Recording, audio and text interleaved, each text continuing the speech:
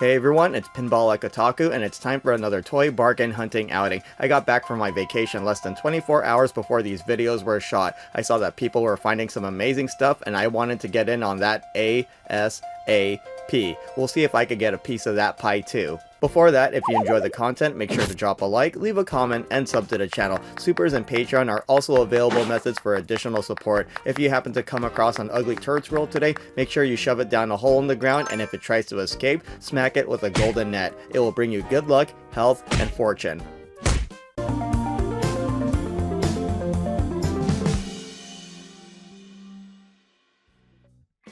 As soon as I got out of work, I went to the nearest Ross, and we're starting off with the NECA Ultimate action figure of Frankenstein. Looks great, but I'm not into Universal monsters, so I'll pass. I did notice it has a standard pricing that is $3 lower than what we've been seeing for NECA Ultimate action figures. I was expecting prices to go up for Red Table season, but it looks like it's the opposite. Well, at least for one thing, let's hope for the best. Here we have a Gujitsu live-action version of Luffy from One Piece. Seems appropriate that Luffy would have an action figure in this line of toys, and it looks like all of these AEW Unmatched Collection action figures consist of members from the Dark Order stable. What happened? Did something... Oh, I guess I just moved the camera suddenly. I thought I got startled by something. You would think I would remember stuff I filmed, but my memory is so short that sometimes I don't remember seeing the stuff I recorded. I'm pretty sure I highlighted the Sonic 3 set in the previous outing, and I should tell you that all of the Sonic 3 merch is selling fast. I'm not seeing them anymore. But forget about that. I found one of the Marvel Legends 2-packs that have been showing up at Ross, a Doctor Strange 2-pack featuring the Sorcerer Supreme himself and Wong. I gotta say, I much prefer the MCU version of Wong. Benedict Wong really nailed his portrayal of Wong. The 2-pack cost 140 dimes, and that means it's an average cost of 700 pennies per action figure, which is 1 Sacagawea higher than an individual Marvel Legends action figure at Ross. There's a lot more stuff here, so let's keep going, as this could take a while. We got something Captain America here. Oh, it's just soap. I guess someone changed their mind on it and left it here. Maybe the person is allergic to soap and hygiene. One downside about the holiday season is that everything is in a constant state of disarray, and it's time consuming to dig through all of the chaos. It's even more tedious when one of your hands is busy holding a phone to record everything. Not only that, but since the shelves are packed to the brim, sometimes stuff will come crashing down if you just look at it the wrong way.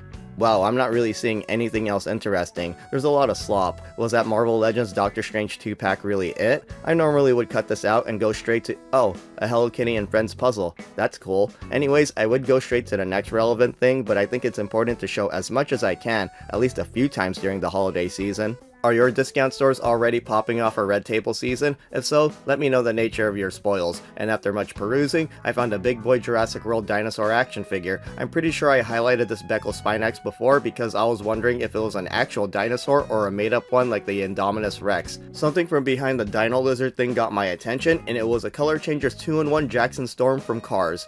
Very awesome. I would think there would be at least one more interesting thing among all the mess, but maybe I was a little late and the vast majority was already taken. Maybe the Doctor Strange 2-pack was the last thing. Well, there was one more item, a Naruto Shippuden anime figure of the title character by Abastyle. This thing is priced at $20, which I feel is too high and an easy pass. I think it's a good time to wrap it up here and head over to the next Ross. This is usually the second Ross I go to during my Saturday morning toy bargain hunting outings, and coincidentally, it's the second one for this late afternoon / early night toy bargain hunting outing. I'm not really interested in this 3.75-inch Jedi Master Soul action figure, and behind him we have a Gujitsu Wolverine toy with the X-Men 97 branding. That's the one I would never expect for this line of toys. You know who I want to see in the Gujitsu line? Dhalsim from Street Fighter. That would be perfect. We're gonna put that back and move on. I think someone was lying down under the clothes rack. Oh well, whatever. There's nothing much going on here, and... A few weeks back when I found the video game version of the Goliath Ultimate action figure, I stated that I hope NECA's Demona offering would show up at discount stores. Here we are, and she's got a lower price tag than the other NECA Ultimate action figures found at Ross. As far as appearances go, this action figure looks great. I'll need to unbox it to determine how well the articulation works. And yes, that means I'm buying this. I think I could count on one hand the number of times where I hoped the specific thing would show up at discount stores, and it actually appears. I'm certain that last happened with Marvel Legends Hallows' Eve after seeing one at Gamestop. I think another toy hunter was here filming because this is what I do, stack all this stuff together for a shot. Alright, this area is spoken for, so let's head to the back to see if anything good is there. The bad is obvious, so I don't need to tell you that. But yet I still did. Like when someone says needless to say before the thing they say. If it's needless to say, why say a following line? Or why even say needless to say in the first place?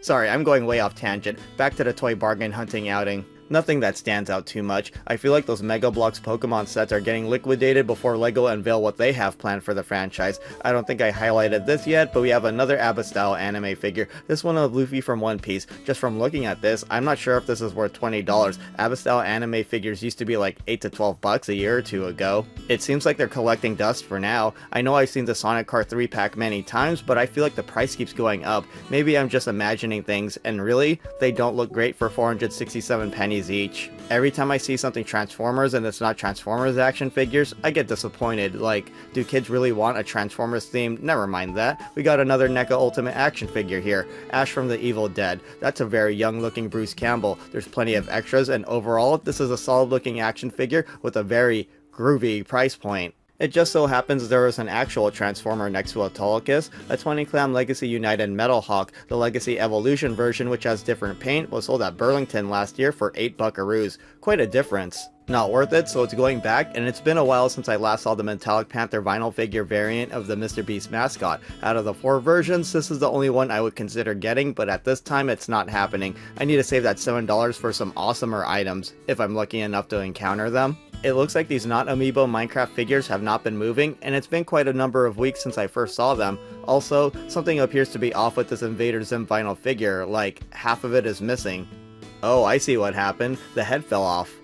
There we go. I wonder if this figure just flat out broke in the box. It wasn't opened, so I don't think it was tampered with. We got some more NECA Ultimate action figures, by the way, a returning one in the form of Wolfman from Universal Monsters. By the way, I did go on that Universal Monsters ride at Epic Universe, and it was pretty damn cool. It's probably the one time where I was amazed with the franchise. Here's another thing I would have loved as a kid. It's a Jurassic World minifigure set with an assortment of different dinosaurs. At 60 quarters and 15 dinosaurs, that's $1 per dinosaur parity. Online pricing is a total ripoff, so just get a set at Ross if you want one. This Ross removed collectibles from the checkout area for the time being, so let's move on to the next Ross, which is usually my first stop on the weekends. So 2 of my usual spots have Demona Ultimate action figures by NECA, and next to her are Super 7 Ultimates action figures. Who's more deserving of the Ultimate title? Maybe I'll have to do a head-to-head comparison someday, but so far, in terms of discount store pricing, NECA wins. I love it when I turn a corner and something immediately grabs my attention, but I'm pretty sure these are sold at $5 below for the same price.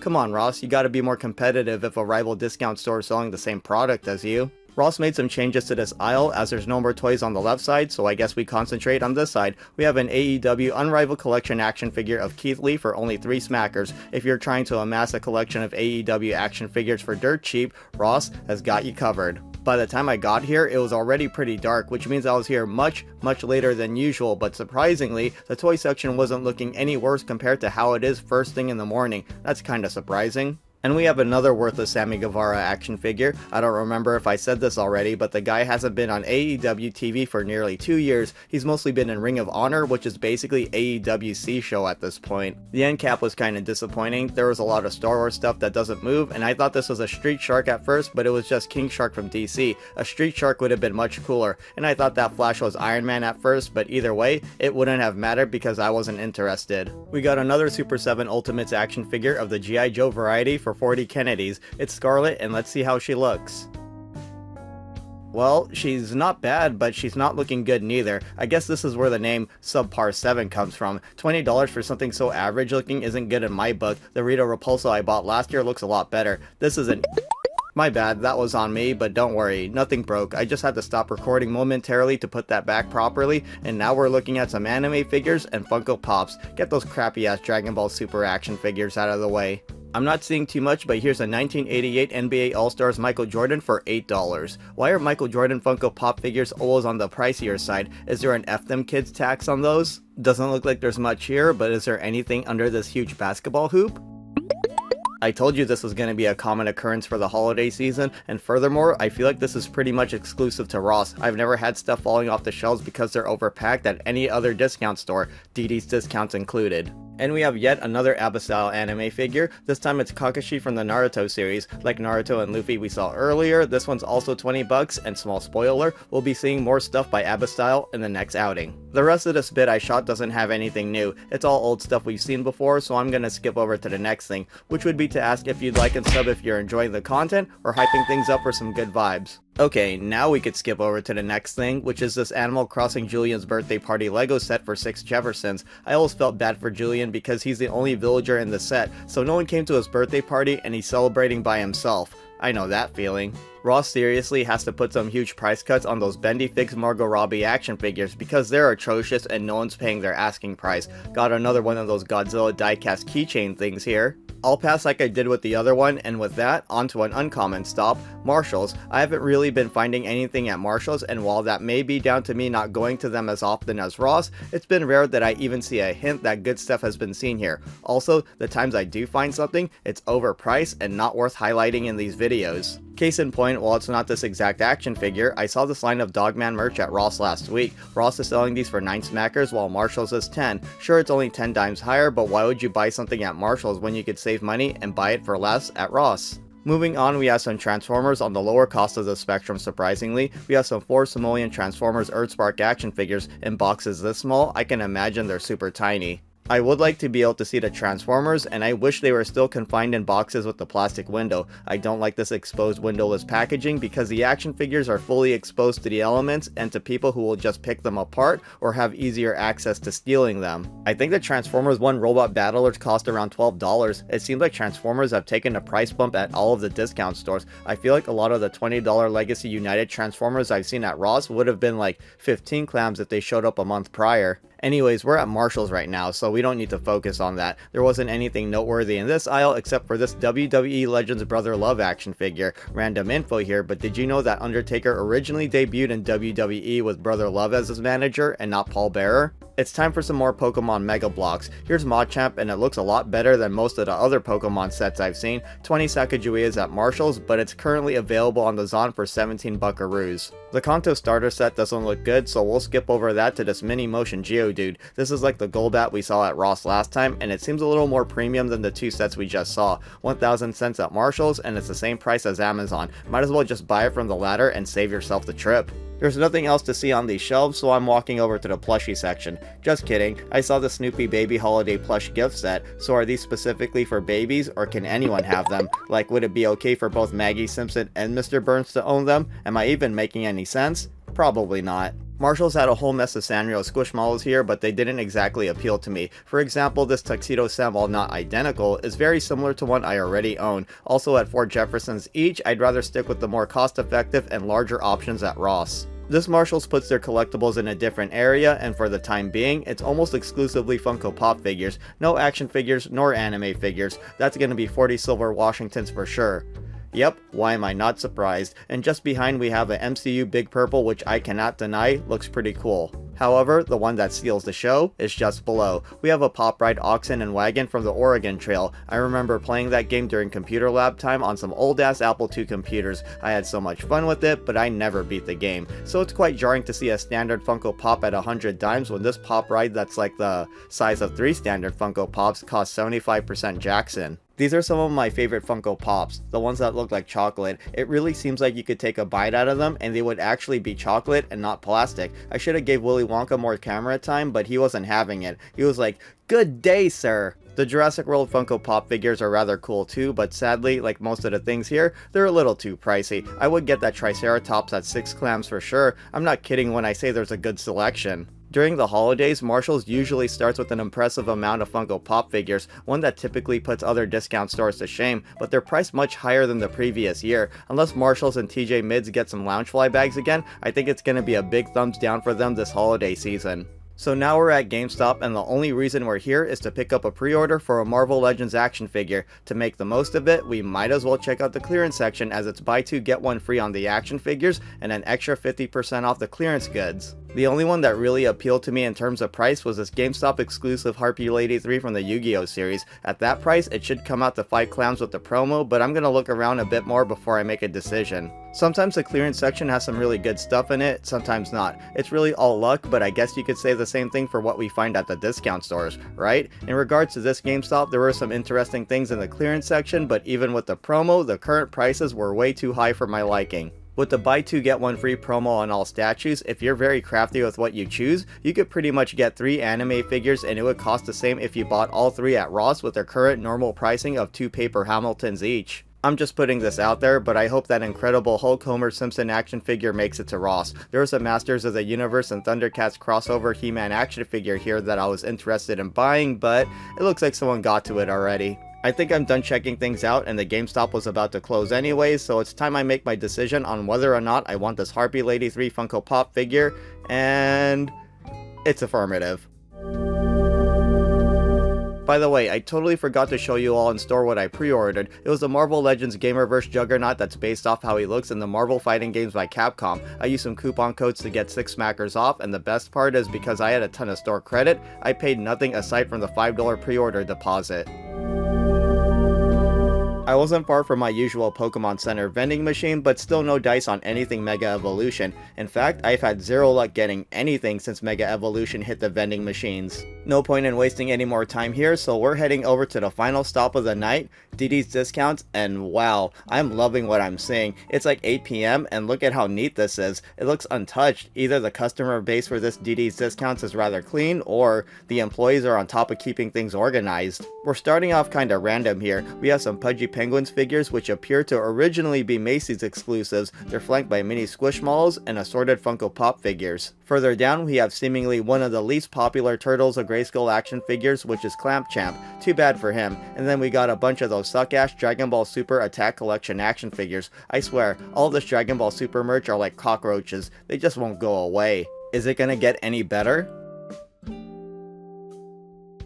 It doesn't seem like it. DD's Discounts continues the slow period, and I hope it picks up because we're already in the holiday season because the red tables are out. I'm expecting better than whatever the hell all this is. Hey, this looks a little familiar. You're not exactly like my boys High C, but you're still a Highland Kel just like the rest of them, so you're good in my book. Alright, there's nothing else happening in this area, but there's a rack near the checkout line with some merch in it, so we're skipping to that. The merch here is looking the same as before. There's an AEW Unmatched Collection Kenny the Cleaner action figure for 4 buckaroos, the same MHA Age of Heroes anime figures are still here for 13 clams, and we still have Effectream Daydata for 20 smackers. That really needs a price cut out of all of these. One of the few new things here is this epic rarity Iceblade Sorceress statue from Diablo 4 by McFarlane Toys, which is an affordable $6. Behind is the same old Pokemon Select Greninja action figure we've grown tired of seeing over the past few months, and surprisingly, no price reductions yet. The final thing to go over is a Sword Art Online Asuna figure. I don't know if these were at DD's Discounts before, but I know they were at Ross for 1,000 pennies and that price point has been maintained.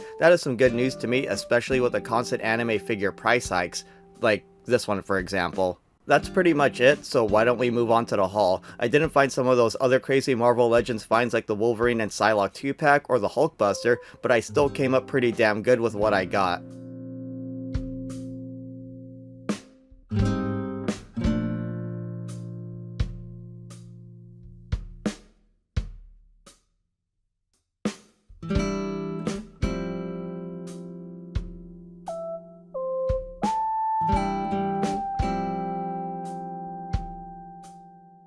And that does it for this impromptu toy bargain hunting outing. I'm glad I did it or else I could have missed out on Demona, and if I didn't say it before, I'll say it now. She's going fast, so if you want her, buy her. If you made it this far, type "I'm Juggernaut" in the comments. Thank you once again for coming along for the ride. I really appreciate the time you invest into my videos, and if you're new here, please check out some of my other stuff, and I'll see you there. If not, I'll see you later.